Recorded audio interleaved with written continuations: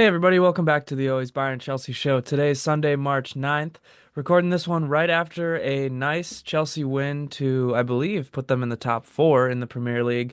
And yesterday there was a very unfortunate and forgettable match that happened in the Bundesliga. Actually, multiple forgettable, unfortunate matches, depending on who you root for, in the Bundesliga yesterday. But as always, we've got a lot to talk about, and this one is going to be a video episode. So go ahead, subscribe to the YouTube channel. We just recorded a video for our 100th subscriber special that will be dropping shortly. Subscribe there to get in on all of that. And yeah, I don't know if I have anything else to say off the rip, but take it away if you've got anything to go with. Yeah, as always, check out the TikToks, the YouTube channel. Got a lot of good content out there. So getting to the point of the season where every match is super important. And if you want any information on it, give us a follow and a like. Yep, we will be covering all of the stuff that's going on. I mean, Bayern's got a lot of Champions League glory to fight for, hopefully, this season. Chelsea's running in Europe in the Conference League as well. So a couple busy weeks going on, but as soon as that slows down a little bit, I mean, we've got an international break coming up here too. You know, we've got some extra stuff planned for you. So definitely stay tuned here. But I guess we might as well just go ahead and start talking about the Bayern match yesterday, in which Bayern Munich's B team essentially lost 2-3 to VfL Bochum in the Bundesliga. Yeah, tough loss for Bayern. I mean, you're going with a squad where you're resting a lot of your key players, and matches like this happen. Bayern were bound to have a hiccup at some point, and I would say all things considered, it was the perfect day to have that hiccup where other teams don't make up ground on you in the league. You're resting guys. It's not going to kill your momentum at all for the Champions League. And so ultimately, it's just going to be a blip that we'll probably forget about. But nonetheless, you always want to see your teams win. Yeah, I mean, it certainly would have been nice to really slam the door on the Bundesliga and then continue to rest guys going forward. We're saying this also because Bayer Leverkusen lost yesterday in the league as well to Werder Bremen. So Bayern would have gone up 11 points had they won. Still up 8 points now, so ultimately at the end of the day, it is what it is. But it would have been nicer, I guess, to have a bigger lead. As the Champions League heats up, you really have to balance who you're going to play, and in these sorts of matches. And to be honest, when I saw the lineup the company put out, I wasn't really upset with it. I thought it was good to rotate. Um, you know, Maybe you would have wanted one or two more starters in there, but at the end of the day, I mean, we're in this position essentially because Company took a long time to realize that he can rotate players. He's no longer at Burnley. He does have quality players on the bench at Bayern Munich. So, um, right now you have guys like Upamecano, Kimmich, Kane, Musiala, who Davies as well, who are not 100% healthy. So at this point, it's good to rest them. It just so happened that, Company decided to rest all of them in one match. And honestly, this squad should be able to still beat a team like Bochum. So, like I said, um, I wasn't pissed off when I saw the lineup. Granted, Bochum has been playing a little bit better lately under Dieter Hecking than they were beginning of the year, but nonetheless, I mean, this group of guys should have been capable enough to beat them, I think. Yeah, I certainly agree. I mean, the depth that Bayern has, all those players are talented than all the players Bochum has for the most part, and I can say that without even knowing many players on Bochum. But yeah, it's a case where Bochum's desperate for a win as well. They're at the bottom of the table trying to avoid relegation, and Bayern are coasting at this point. But nonetheless, it is good to get these guys minutes. You mentioned Company hasn't done it much this year with rotating, but these guys still do need to play, and you need to see what they have going forward. So a little adversity, it's gonna be good for Volensson to see what those guys have to offer, especially playing with 10 men. I actually think it's pretty cool for them to see what the team could do. Yeah, and we'll get into all that as we go through the match. And yeah, I'm just looking at Bochum's lineup here. I mean, yeah, there's a few players that you might recognize if you're a Bundesliga faithful, but Philip Hoffman's a good player. Timo Horn, their keeper, isn't bad either. But yeah, I mean, like you said, it's Bochum and this is Bayern Munich. So let me run down the lineup the company put out. And um, to be honest, when I saw it, I thought it was going to be a back three, but it kind of worked more, I believe, as a back four, still kind of that 4-2-3-1. I actually thought it was going to be like a 3-4-2-1 kind of, but I mean, regardless, we talk about this a lot. Company, he likes to interchange players and their possession or their shape changes, pretty drastically in and out of possession. So whatever I don't know, formation you want to imagine in your head. It was essentially Jonas Erbig in between the sticks with Manuel Neuer, injured now at that Champions League match, injured his calf, celebrating Musiala's goal. Jonas Erbig, I actually thought looked pretty good. I have no complaints about him. None of the goals I really thought were necessarily his fault. He had a nice save later on in the match that saved things from going from 4-2. Um, Sasha Bouet, Josip Stanisic, Eric Dyer, Hiroki Ito was kind of that back line. Um, man, Sasha Bouet, I I think he might need to be sold in the summer, unfortunately. He's been injured so much, never really got his feet under him at Bayern, but he hasn't looked like anything special. Every time I've seen him, he just seems like a bench guy, to be honest with you. Uh, Stanisic, Dyer, and Ito, I thought were all decent on the day, but I think Stanisic is just so much better at right back. I was interested to see what he would be at center back, but um, he just it kind of hurts his ability to go forward, which he's really good at, and he's not I don't know. Something didn't look right for me with him at center back there. So I think I'd rather see him at right back. Again, it was only one match, so who knows? But Joao Palhinha and Leon Goretzka were in the midfield. The attacking setup was Leroy Sané, Rafa Guerreiro, Serge Gnabry, and Thomas Muller. Um, and one of the reasons why I thought the lineup was going to be different was seeing Guerreiro's inclusion, but he was for sure. I don't know if you want to call him a 10 or whatever. He was very fluid in the attack, but he was super far up and was essentially another attacker. I thought he was maybe going to be kind of part of the midfield situation, but turned out he was basically deployed as another attacker. Yeah, certainly an interesting setup, especially with the way they used Guerrero and ended up working really well, with the way Guerrero did play. That back line, certainly all new pairings essentially. So it's tough when you're in the season here and you're putting guys together that maybe don't have the greatest chemistry. Ito, Bowie, been hurt most of the year, Stanisic as well. Dyer, I trust, but when you combine all those things, it's like it's just going to be tough. And they're all professionals, so I think they can handle it. But you can't expect maybe the greatest defensive result when those things all come together. Yeah, in the beginning of the match, clearly they were figuring things out. It took them a while, like you said, these guys have never played together, so they were just feeling things out for a while. Although it looked good. Once they found their groove, we saw the first goal come in the 14th minute there. Rafa Guerreiro gets the goal. Serge makes a nice run into the box, goes down, and luckily the ball just kind of squirts out right to Guerrero. So all of the defense collapsed on Serge as he ran into the box.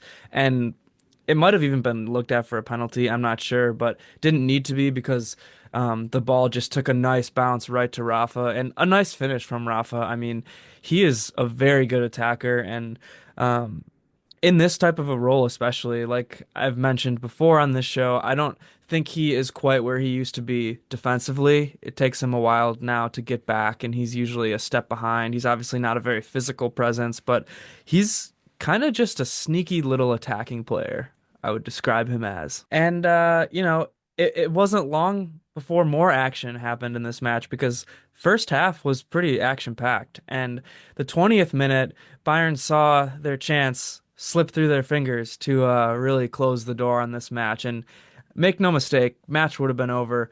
Leroy Sané does a nice job drawing a penalty in the box, just blows by some guys, and they have no choice really but to take him down. Otherwise, it's a free goal for Sané. So smart move by Bochum, taking Sané down in the box. But um, yeah, the penalty happens, and we were kind of texting about this. Muller probably would have been the best choice to take this penalty, and second choice, you're going with Sané. So I was kind of surprised to see Serge Gnabry step up to take the pen, but um, yeah, unfortunately, life without Harry Kane, this is what it's like when you don't have somebody who can make every single penalty all the time. You get Serge Gnabry up there and, you know, just hits the ball off the post and yeah, misses the penalty. So their chance to close the match, I think, slips away there. I mentioned this to you, but I think those chances can come back to bite you.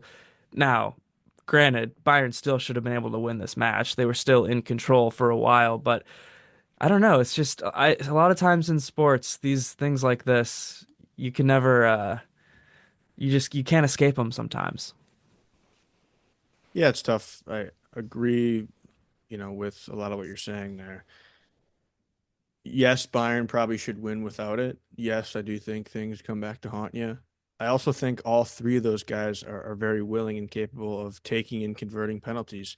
Muller, Gnabry, Sane all have years and years of experience playing with not only Bayern or other big clubs, also national teams. So they should be able to step up and take a pen and you know it was pretty much almost a perfect pen. He did just barely hit the post there. So I don't know. I think it's still a confident pen at the end of the day, and maybe just a little unlucky.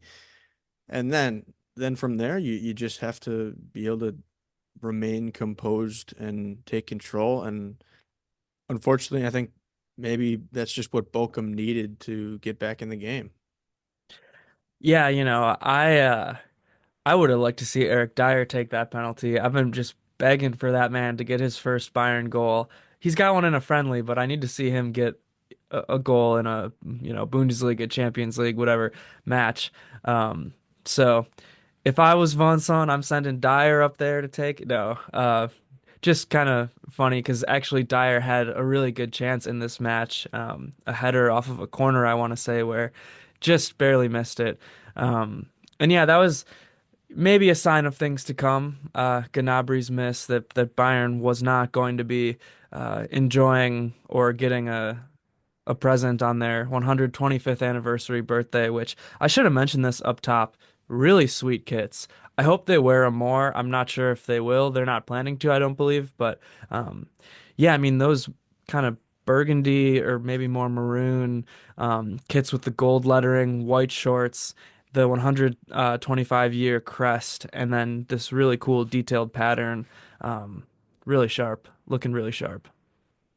Yeah, I really like the kits. Love what they're doing with everything related to that anniversary, and love when teams can take advantage of stuff like that. I mean, you can call it a money grab if you want, but you're also just celebrating, history and the togetherness of the team and city and fans. So it's always special when you do that. Yeah. Um, but yeah, back to the match. The next action of the match, 28th minute, we saw the second goal happen there. Thomas Muller got the assist, and Raphael Guerreiro puts a header in, which probably poor defending because I don't know how you let a little guy like Rafa Guerreiro into the box and head it in, but I don't want to take anything away from Guerreiro because that was also another nice goal from him, and he was just kind of everywhere at once in the start of this match, and you're feeling really good at this point, up 2-0. Um, they would never blow a 2-0 lead to Bochum, right? Yeah, they say 2-0 is the most dangerous lead in sports, hockey and soccer. So maybe that's part of it. But you can never rest in this league. So credit to Bochum for staying in there. And yeah, that goal was nice once again by Guerrero, I will say. I'm pleasantly surprised by him every time I see him. Yeah, I agree. That was a good goal and good for Thomas Muller as well. You know, he didn't do a whole lot in this match, but he still ends up on the score sheet. So, um, just want to say kudos to my guy. 31st minute, Bochum does pull one back off of a corner. And, you're kind of thinking that might just be a blip. I mean, Bayern went to sleep for a few seconds there, but I didn't really feel at that point like they were in a ton of danger. Just kind of one of those things. Bochum scores off a corner. Nothing really Urbig could do. Actually, Urbik got a lot closer than I think a lot of keepers would have on that one. It was just a nice shot and, no possible way to save it. But I was really shocked with how athletic Urbik looked just on that attempt. Yeah, corners are tricky. It's anybody can score on set pieces. It's one of those things where certain teams might be better, but still it's one of the things that lesser teams love because, you know, when you're down in a match, it can be a great way to get you back into it. Yeah, and I mean, certainly what happened next was the moment of the match, whatever you want to call it. But 42nd minute, Joao Palhinha gets a red card. Super unfortunate for Joao. I feel bad for the guy. He has had a really tough time acclimating to the Bundesliga, staying healthy, all that stuff for Bayern, and he seems like a great guy. I mean, every time I listen to him talk, it seems like he loves the club. He wants to, do good. He's happy doing whatever role he needs to, and just one of those things, he makes a pass and a foot slides underneath his foot and lands on Bochum's player's kind of ankle area and just sees a straight red for it. And really, after that point, the entire momentum is with Bochum, and the entire match kind of is turned on its head. Yeah, it's a tough scenario. Very, very unlucky for Joao Palhinha. I'd have to look at what the actual rules are for a reckless play to result in a red card. I was texting you this. I've seen this exact play before where they do give a red. I just don't know how the rule works. Even if you hit the ball first, clearly the rule must be that it's still a red. Like I said, I don't know for sure. It sucks. I mean the foot landing on there without the ball being in play there would definitely be a red. But yeah, that's where to me it's not deserving of one where there is the kick of the ball first. It's just tough, very tough. Yeah, I mean, it just sucks. It's one of those things where it's almost like, what can you do? Because, you know, I don't. I think by the rule it could be a red. I saw a lot of people debating it online. I mean, seems like a dumb rule to me just because, I'm thinking back to even just the Leverkusen match where Mukele slides into Kingsley Coman's Achilles, studs up, ball is nowhere near him, and it's a yellow card. But João Palhinha can just make a pass and on the follow through hit somebody's ankle. It just doesn't seem right to me, you know.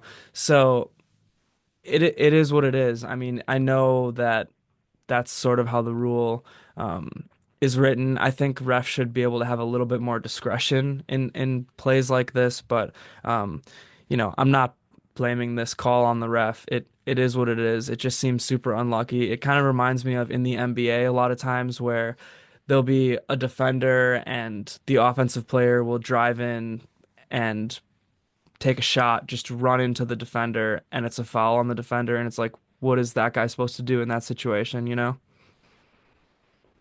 Yeah, I agree in both scenarios. Your metaphor as well as the soccer here.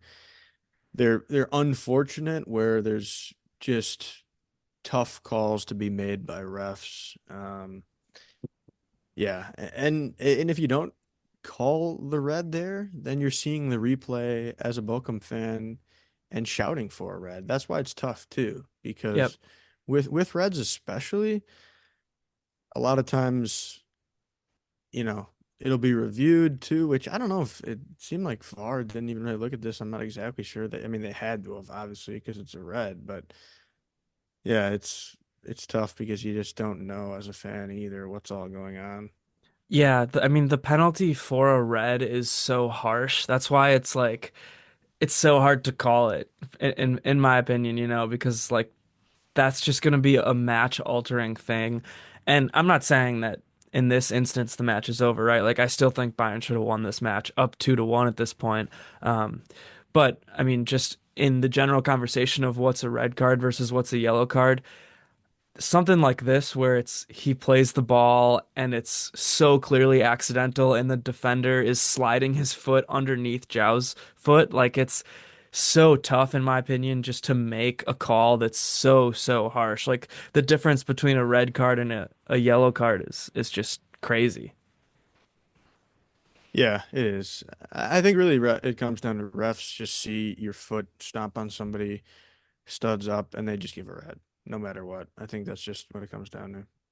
Yeah, I think so too. And it sucks for Zhao especially because you know, Joao Palhinha was a Thomas Tuchel transfer. Bayern promised him that they were going to make the move for him 2 summers ago. He was in Munich about to be signed, and the deal fell through at the 11th hour. He was doing his medical and everything, like ready to. He had pictures of himself with the Bayern jersey, and yeah, it fell through at the last minute. And he clearly doesn't fit in Company's system. He clearly, in my opinion, is having the Kim Min Jae problem from last year of acclimating to the pace of the Bundesliga. The Bundesliga is such a fast league, and João Palhinha is such a physical player, right? He was so good in England. The Premier League is way more physical than the Bundesliga, and so he was really good at that style of play, the style that Tuchel loves. Um, but he just, same thing happened with Kim last year, and you see it this year too with Kim coming in from Serie A, adjusting to the pace of the Bundesliga. I just think he's really struggling with that right now. And that's not to say it can't get better, but that's just what I see. Yeah, I don't know. I didn't know too much about Polina when he was first signed by Bayern, and there were the rumors, ahead of that, and I kind of had seen him a little bit in the Premier League, but I did think he was going to be a lot more fiery of a player and really getting in the nitty gritty of being defensively strong. Kind of pictured him as that type of dude. So he's still got plenty of time. Some players just take a while to adjust. Yeah, I think he's just better in those smaller spaces and that you really see more, those kind of tight, compact spaces that you just see a little bit more in the Premier League. But, um, it's so tough to tell because I haven't really even seen that much of him this year with how much he hasn't played. But, um, yeah, I guess back to the match. The next goal, equalizer, comes in the 51st minute, and it's just another kind of lack of defense for Bayern. And yeah, Bochum just scores a header. Again, I don't think Urbig really could have done anything there. Yeah, that was an interesting one. It comes pretty much, a few minutes after half, and to me, it's just a lack of focus maybe from Bayern, and I don't know if it's just 10 men, the guys that are out there, um, not having inspiring ideas and grand plans to win this match. You're kind of focused on other things potentially. But credit to Bochum, as I keep saying, because they are the ones that are desperate for the win, and they're gonna keep fighting, and that eventually will usually come to fruition, and it did for them there. Yeah, I agree. Urbig probably couldn't have done anything about it. But you know, yeah, just tough at the moment. Yeah, and at that point, Company starts to head to his bench. I think he wanted to rest these guys this whole match. I think the game plan was to be more aggressive, but when you go down to 10 men, that kind of goes out the window, and you can't really be aggressive. So, 63rd minute, Kane, Olise, Musiala, and Limer come on. Muller, Bui, Sane, and Gnabry go off, and at this point, Bayern's just fighting to win the match, and in the I don't even know what minute it was, maybe around the 70th, Bochum's third goal, 71st. Um, this was just an unfortunate moment because, you know, Kane goes into the box with the ball, beats, I don't know, maybe two or three guys, but Bochum makes the smart move of kind of wrapping their arms around him and bringing him down because it was, a clear goal for Kane. He's in the box about to score and they take him down. Bayern kind of is almost setting up for a penalty. In my mind, I was setting up for a penalty because I don't know why this wasn't called or at least wasn't like looked at or stopped right away. But yeah, Bochum takes the ball down right off that and scores. So 2-3 at that point. In my opinion, just unacceptable from the referee. I don't know what else to say. I think Bayern still should have done better and still should have just done better the whole match. But um, I don't know. I don't like that moment there at all. Yeah, it certainly was interesting. I was thinking this game was 2-2. I recall a text that said that nothing happened in the game after the no pen. Yeah, we'll end it there. Yeah, that's what I thought. But yeah, it sucks. And unfortunately, reffing being subjective a lot of times, we've talked about it a million times on this podcast. It's going to be tough. You're going to have breaks that don't go your way. We'll talk about it later with Chelsea. They probably should have had like three pens today that weren't called. So reffing is a huge part of the game. Unfortunately, it should not be a huge part of the game, but it is a huge part of the game. And that's the reality. And whether you like it or not, nobody likes it. But unless you're some sicko wannabe ref, it is what it is. And Bochum scores. It was a nice goal. Once It again, was. kind of credit to Bochum because they really capitalized. Bayern even had more possession and stuff in the second half, and a few chances of their own. So you got to capitalize when the refs hand you gifts. Yeah, actually, Guerreiro was inches away from a hat trick. I don't know if you remember that moment, but Guerreiro actually beat the defense and had a one-on-one with the keeper and was just about an inch wide. Really should have done better, but it is what it is. It's a game of inches. Kimmich comes on for Ito later in the match, but nothing matters. Urbig has one nice save after that. And yeah, I don't really have anything else to say after that third goal. It was pretty uneventful. Match awards, if I were to give them out, Rafa man of the match easily. I'll give the Robin to Dyer and underrated defender Stanisic, Ito. Who knows? Doesn't really matter. Yeah, I mean, as I said at the beginning here, it is the perfect day to lose a match, and I think Bayern are going to completely throw this one out as you should. Really, really shouldn't be any major analysis unless you're looking at potentially giving somebody some time over a starter. But I can't necessarily say there'd be anybody besides Guerrero that, and you're not going to play Guerrero in the 10. But maybe you look at Guerrero and say, okay, he's deserving of more consistent minutes somewhere on the pitch. But besides that, no reason to spend any time dwelling on this one. Yeah, I'm sure the players certainly have already forgotten about it. I'm sure everybody on Bayern Company is fully focused on Tuesday's return. I guess return leg if you're Leverkusen. Second leg Champions League round of 16 knockout um, at the Bayer Arena in Leverkusen. That's the one to focus on, right? Bayern's up 3-0, and it's funny because you see all these guys online now, all these really reactionary Twitter accounts. Oh man, we gave up 3 goals to Bochum. We're toast in this second leg, against Leverkusen, and I don't know. I don't see it like that. I'm confident that the guys are going to be able to um, pull it together and beat Leverkusen or beat them on aggregate and advance through to the quarterfinals in the Champions League. But yeah, I mean, hopefully these guys got enough rest and everybody's ready to go and can put this one behind them. And I think they'll be able to. Boy, if there's any Leverkusen fan listening to this, it's going to be really tough because all this talk from you about second leg when they have a player that needs a second leg right now. And I'm talking about Florian Wirtz, of course. So tough scenes there.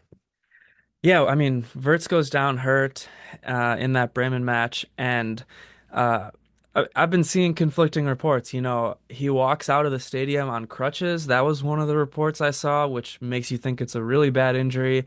Saw reports today that it might just be a bruise. So who knows? I think it's gamesmanship by Leverkusen on purpose to not be like forthcoming with whatever this injury is.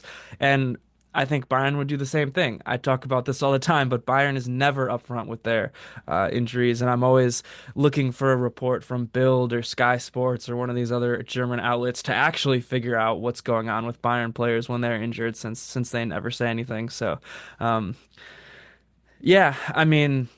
I don't think you can take anything for granted. I think Bayern has to put their best foot forward, put their best healthy lineup out there, and play with the same intensity they played in the first leg. But I do think if I had to make a prediction, if I was given a Polly the Cat prediction, a Polly pick, I would say that Bayern goes through. I think it's going to be a lower scoring affair, maybe something like a 1-1 draw. I definitely was leaning draw or a 1-0 Bayern.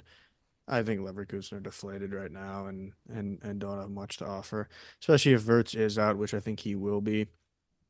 I think they're facing reality very fast, and suddenly things are going to come crashing down for the fans. And not only are they going to lose this, aggregate knockout round to Bayern, but you're not going to win the league. You're actually going to fall to third or fourth in the league. Alonso's going to leave, Wirtz is going to leave, and the fans are just going to be in a nightmare scenario where their team is back down to where they rightfully belong in the dumps. Dang. Well, who knows if it's going to be that dark of a day, but yeah, I do think that Bayern Munich just performs differently in the Champions League. They just have enough guys who are mature enough. I do think it'll be interesting without Neuer. Uh, it's going to be a huge, huge test for Urbeg that Bayern was not expecting to do this early, but I don't think it's going to be the difference maker. Again, I'm not somebody who takes Leverkusen lightly at all. I mean, I still respect Alonso a ton. I still respect so many of their players a ton, and I think that they have that fight in them, and we've seen Bayern falter this year. We lost to Feyenoord 3-0, but I do just trust these guys to perform under the bright lights, and I think that's ultimately what's going to happen. I think they're going to get it done to likely face Inter in the quarterfinals. And then, yeah, next Saturday they're back in the Bundesliga against Union Berlin. So plenty of matches coming up.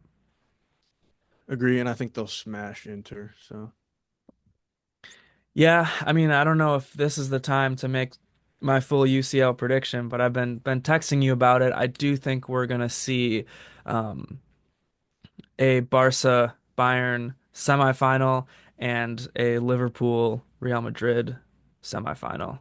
Um, and I do think that, well, maybe we'll save the full prediction for later, but that's my little tease for you. You got to keep the audience wanting to come back. that would be highly, highly entertaining. I should mention this because we talked about it last time, but no official news yet, but it does sound like Bayern and Joshua Kimmich are inching ever so closer to a contract extension. After the Leverkusen match, Kimmich said, "Ball is not in my court." There are reports that they agreed on a deal. It's just got to be signed, and it'll be announced in the coming days. Max Eberl, when asked about it after the Bochum match, said, "Now the ball is up in the air, and it's just up to both of us to jump up and grab it." So, um, kind of a weird way to put that, but I kind of like sticking with the basketball metaphor. Yeah, I love that, and certainly great news overall. I guess why don't we turn our attention over to Chelsea with their 1-0 win over Enzo Maresca's Old Boys. On to Chelsea, and I'm trying to collect my thoughts on this one, to be honest. Kind of thrifting a lot through social media, seeing what people are saying, trying to get the pulse of the fan base a little bit. I think it comes down a little bit from where I was immediately following the match and during the match. I talk a lot about needing wins, momentum. Premier League is tough. It is tough. I think Southampton's an outlier as a putrid team. Leicester, although not having a great year, I respect what they've built and done over the years. I respect a lot of their players. I respect their current manager, Ruud van Nistelrooy. So, I think they were always going to come play. And ultimately, it is a comfortable win for Chelsea. It's a comfortable win. They probably deserved at least another goal and maybe didn't get it. But I'm not going to be too sad about what I maybe was thinking wasn't the greatest performance. It ends up just being, your comfortable, basic, boring Premier League win. Yeah, Chelsea got the win. That's what matters. They are now in fourth, I believe, unless some other matches have happened, but right around that fourth place spot in the Premier League table. That's the main thing, I suppose. Um, Boring match, I will say. I did not have very much fun watching that one. Maybe that's what you got to do. I mean, it depends on who you ask and what your coaching philosophy is, but in my opinion, just overall kind of a boring, uninspired match, but maybe that's okay. Yeah, it's interesting. Chelsea didn't create a ton of chances in open play. When I say they deserved maybe another goal or two, it should have come in the form of penalties potentially. Early on, Palmer goes down. Didn't necessarily think that was a pen, but then they later get an actual pen um, that Palmer does miss, which I think we'll get to more. But ultimately, that's why we talk about boring because they're not creating as many chances from open play as they were in the beginning of the year. And whether that's a style choice from Maresca, which I think it is, or also Leicester, expecting to be more defensive. Um, I think it's kind of a combo of those two. Right. And at times it looked like Chelsea was afraid to go forward. They were doing the U ball, swinging it around. It looked like they were afraid to go forward on Leicester, which I don't like that style of play. Hey, I'm not the coach. It worked at the end of the day, and I get it. Chelsea has a lot of injuries, but um, yeah, I don't know. They seemed also in the beginning, I wrote down beginning of the match, they seemed very reliant on that right side. And I wrote down, and I even texted you, I believe, that I want to see them utilize the left side more because Mark has been one of their best, if not their best players lately. And also, I wanted to see kind of Christo get involved more, Mark and Christo maybe link up or just, yeah, swing things around to the left side because it clearly wasn't really working on that right. And um, not to pat myself on the back, right? It's a little easy, a little too easy to armchair quarterback after the fact, but we did see a very nice run and goal from Mark happen as the only goal in the match later on. Yeah, definitely an interesting balance between the right and the left side. You have on the left Cucurella, who gets up and attacks a ton. Caicedo hangs out more on that left side. Then you got Nkunku, and then of course Neto as the striker. But then on the right, you have Fofana at right back. Not his natural position. Isn't going to get up as far as you'd see somebody as Cucurella do. And you pair Fofana with Sancho, who doesn't provide a lot of speed necessarily, is more of a ball control type player. So just two interesting spots there. I would have almost rather seen Sancho on the left, and then, you know, you're not necessarily throwing in Nkunku on the right. Maybe you put Palmer, but I think Sancho pairs much better with Cucurella than Nkunku.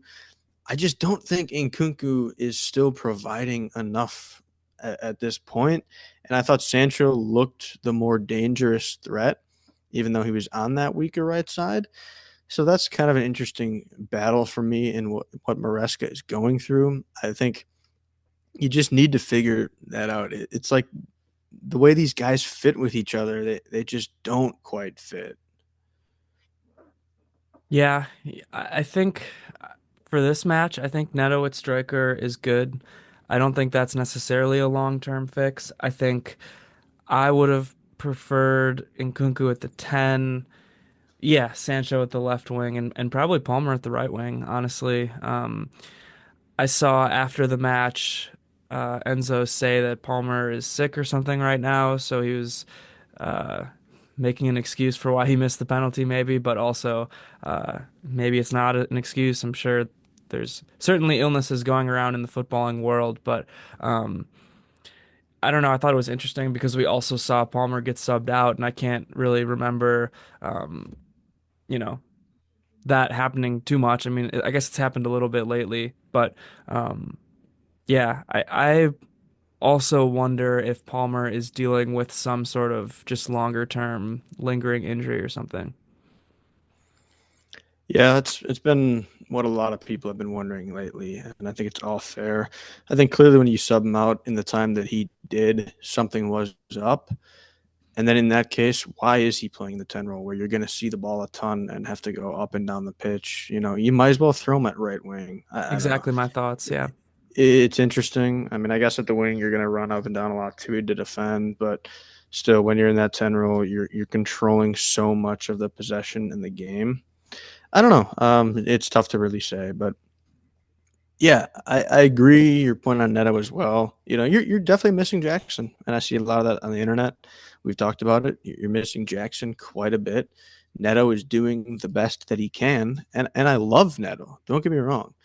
The problem is you need Neto as a wing because the way that guy presses is unreal, and I love his energy. But you don't have anybody on the team to back him up with that. It's so frustrating to watch Neto at the end of the game. I mean, he was going hard, but then nobody's there to help him with the press. And Nkunku, too slow. Palmer, good at zonal pressing. Again, too slow. Sancho, one of the slower players you'll see on the wing. And then Enzo as well, if he gets up to press. So that I think is a key component as well that's missing. When you have Jackson leading a press and then has a Neto with him, I think that makes a huge difference. Yeah, I think that's why you didn't see a very good slash effective slash was Enzo even trying to press that hard. I think that's why. I mean, you look at the players that you have available, but um, I don't know. I feel like I'm looking for some sort of in between situation, tactical setup. I'm looking for some sort of um, you know, you don't have to go out and press like crazy like you would if you have a Jackson up there, but you also don't need to be so defensive against Leicester. Um, because, again, Chelsea got the win in this one. I'm not necessarily even just talking about this match. I think it's a bigger problem with Chelsea. We saw they played Copenhagen the same way for a while. They played pretty damn defensive and I don't know, cowardly maybe is too harsh of a word, but they played um, a way that I don't want to see this Chelsea team play. I want to see this Chelsea team play more free and fun, kind of like you've been saying. And I get it with the injuries, it's going to look different, but maybe for now there's some sort of a in the middle path you can take. Yeah, and I will say they play a lot better than that first half against Copenhagen, which was just brutal all around. Yeah. Um, Whereas this one, you know, they certainly were in control in the first half. Second half, less control. Leicester actually had more control. But again, I'm seeing 20 shots and two big chances. So you're just not creating enough threatening movements and activity. One of those big chances, which we'll discuss more in detail now, is a Palmer missed penalty. And so then you have one other big chance, which if I had to rack my brain, I'm not sure what that would have been. Certainly not the goal. But nonetheless, you know, they do get that chance with Palmer, but it's not open play. He does miss, and you know, again, similar to Serge, it kind of just luck and um, in terms of the way you know you're not going to make every pen and that sort of thing. But that's how it's been for Palmer as of late. So Yeah, I mean, I don't really have much else to say about that. I don't want to just completely rag on Palmer because I feel like I've been doing that a little bit lately. Um, Obviously a great player. Obviously, I think he'll bounce back, but not at his best right now. Yeah, so tough for him. And in that first half, like I said, Chelsea did control, and I was never worried per se. Leicester ended up with point 0.1 xG, three total shots. Even when it looked like they were going to get forward on a counter, Vardy is way too slow and always just held things up, and then it fizzled out from there. So it's a game where Chelsea were comfortable, and thankfully, in the second half, a quarter of an hour in to the second half, we get a moment from a man that, you know, kind of shines and stands out as a penguin at times. And of course, I'm talking about Marc Cucurella because, tell you what, he is better as an attacker than a lot of players in the Premier League. And it's time he gets a lot of flowers because that goal was special. Awesome goal by Mark. Agree with you that Leicester never provided anything of a threat, anything of really even sniffing a threat throughout the whole entire match. Yeah, awesome, fun goal by Mark. Distance shot, perfectly accurate. And he's been playing great lately. He's been arguably Chelsea's best player as of late. I think you can make an argument for that. I think he really, really shines in these types of matches where Leicester is not going to pose much of a threat. You have essentially three center back caliber players back there without him, even on that back line. So, not like he doesn't have to play defense, and he was good getting back when he had to in this one. But I think when he has that freedom to really roam up front, invert really far, and contribute to the attack without as much of the pressure to having to track back, he shines the most. Almost like a Guerreiro in a way, but I do think that Mark is a better defender and just a better all-around player than Guerreiro.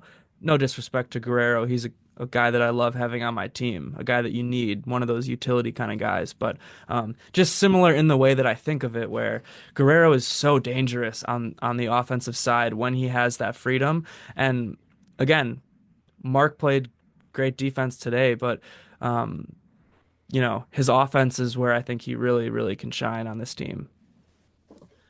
Yeah, he's a difference maker, certainly getting forward. And I think at times Chelsea's strongest attack and most dangerous attack comes in the form of Marc Cucurella, which is crazy to say. But when Palmer's not on his game and Kunku's never on his game, Neto isn't a true striker, and Sancho doesn't provide much of a goal threat, more of a ball control assist threat.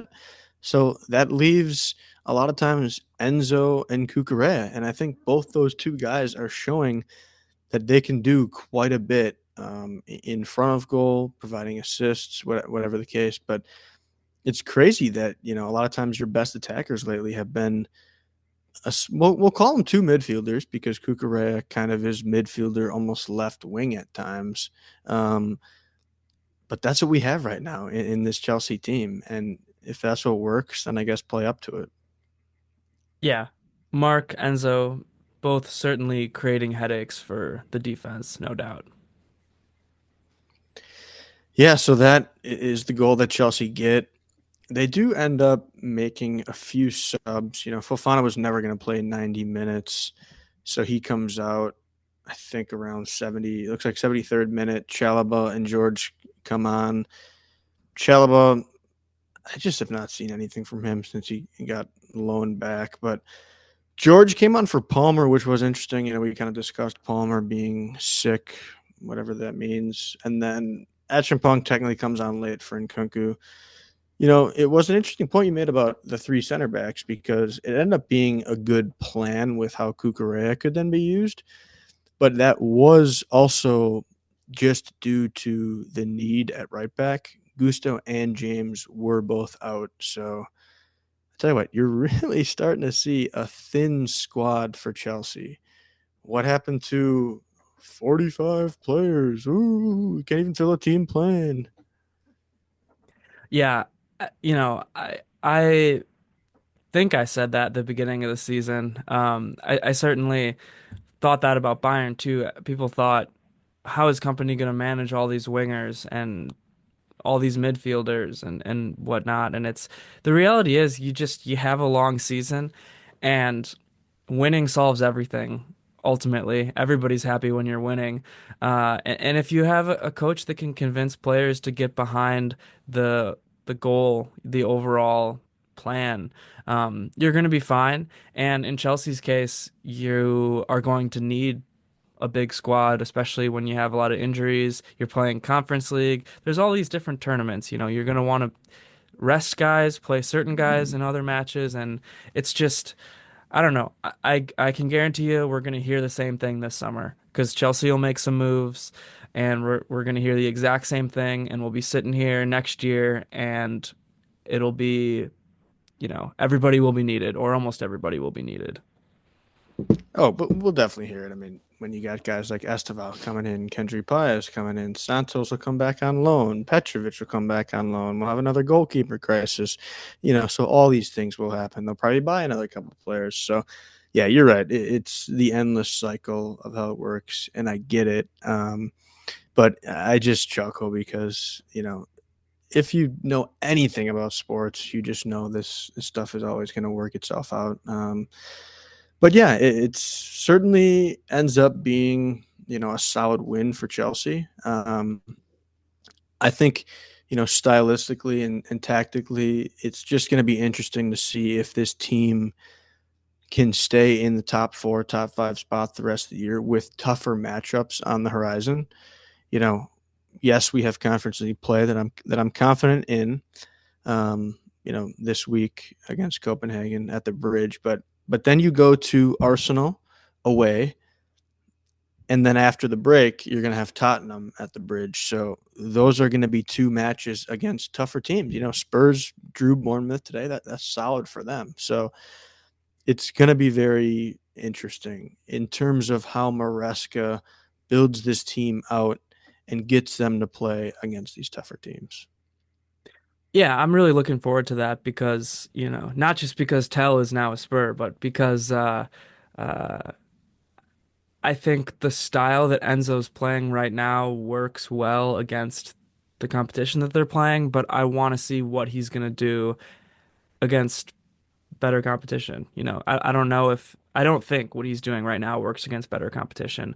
Although it is the Pep style of possession-based football, get a couple shots off and hope one of them lands. So who knows? Yeah, it's definitely going to be interesting. Um, I think you can draw an Arsenal. I really do think you can, playing the way that they're playing, Yeah, maybe so. especially if Fofana is back. He's not part of the Conference League, so you're going to get him for another 70 minutes at least next weekend against Arsenal. So to me, I don't actually hate the plan of how they're playing, because when you do have Fofana, your defense is a lot stronger, especially if Reece James is back, which he should be. Sounds like he was just ill. So, I think if you have Colwill, Fofana, James, and Kukurea as your back four against Arsenal, I would be pretty confident in terms of being able to stick in there. I just don't think Arsenal are this massive threat all the time. They're just super solid defensively, and they're playing united right now, and just really not doing anything because of the way they play. So that'd be what I would almost go for is a draw against them. I don't. I'd probably be more worried against the Tottenham just because I think you almost need to be able to play hectic, and I don't know if Chelsea have that anymore. Yeah, uh, certainly Spurs are a hectic team. They're an unpredictable team, certainly. They're almost the definition of unpredictable, whereas Arsenal is almost the opposite of that. I can see where you're coming from. Um, yeah, if those guys get healthy, then your defense as Chelsea is going to be a lot more solid. I was almost thinking that they don't have the team right now with the guys that are hurt to play that way, but um, I could be wrong. And also when some of the more attacking players get healthy, you could have more guys available to play a more aggressive system. Um, and I could see it working out for a draw against Arsenal. I just I never like playing for a draw. And I get that that's smart sometimes, but it's just so deeply ingrained in my spirit that I never want to do that because the way I see that playing out is an Arsenal set piece goal in the 90th minute. You know, you fight so hard for a nil to nil draw or something, or just a fluke play happens and they score. But you know, nonetheless, I know they're dealing with a lot of injuries, and I, of course, am not high on Arsenal after I watched them in the Champions League under the brightest of lights last year. No, I mean I definitely agree. I wouldn't expect Chelsea to win that type of match. I think Arsenal are better suited to either get a late goal or just have something go wrong in Chelsea's defense or with Robert if he's back there because apparently he's the number one keeper now. So Yeah, I didn't um, expect him to start this one. That's kind of weird. and I don't think it was some kind of Leicester are bad. We're starting our number two because Sanchez just played against Copenhagen, so you would have figured Jorgensen would be out there. Yep. Or or did Jorgensen play against? No, he played against Sanchez played against Copenhagen, I think, He right? did because that was the first bald Sanchez game, and I thought, here comes Tim Howard reincarnated. That's right. That's right. Yeah, his bald head looks way worse than Tim Howard's did, but um, Tim Howard has a I better mean, beard, that's why. that's the Secretary of Defense we're talking about. So That's right. absolute legend, Tim Howard. But yeah, where was I going with that? Probably some mistake loses against Arsenal. But yeah, we look forward to the Copenhagen match here Thursday. Hoping that it's going to be a comfortable win. You're already up 2-1. If you can get an early goal, that'd be nice. And then maybe you can play some younger guys. I do think they'll go with again a fairly strong lineup, kind of mixed. I don't think you're going to see Shim again starting. I think Maresca will understand that they do need that goal right away. But we'll see what happens in that match. Yeah, you got to go with a mixed lineup, in my opinion. Um, and you gotta, I would say, be aggressive. I would say get a goal early, be aggressive, and then, um, you know, start to think about things depending on how the match goes. Maybe you're up by a couple goals, 60, 70th minute, start to rotate some of those guys out. It's what I would do. Yeah, definitely agree. And hopefully Chelsea can get it done, and then really just give it your all against Arsenal, which I'm sure we'll talk about after the Copenhagen match. So big week ahead. Yeah, I don't think I have anything else to add about anything except for you got to subscribe to YouTube. That's the only other thing I would say. You got anything else to part with? I guess the only other thing, which I somehow didn't talk about at all, but I do want to give some flowers to Moises Caicedo as always, and this makes sense because we talk about how underrated he is, so we forgot to even bring him up. But the guy is such a star, such a rock for this Chelsea team. He's teetering on the level of one more yellow, gets him banned for a couple games, so we'll see what happens. But he will be ready for that Arsenal match, and he's going to be your key player along with Marc Cucurella and Enzo Fernandez. But those three right now are the machine for Chelsea. So shout out to Moises for another top performance. Yeah, Caicedo is always great. He's one of those heartbeat guys. I think he's one of those pulse guys who um, is always so important to how Chelsea plays. And, you know, you could throw the captain's armband on him, in my opinion, and it would be deserved. Definitely. Yeah, so I think with that we can send it off. Again, thanks for sticking with us and stay tuned, subscribe because we will be putting out tons of useful content and coverage for these big matches coming up. We're heading into the the part of the season where things get really fun and things really start to matter. Yeah, I guess that is going to be that. Thanks again for sticking with us and listening and watching. Mia san Mia. Up to Chelsea.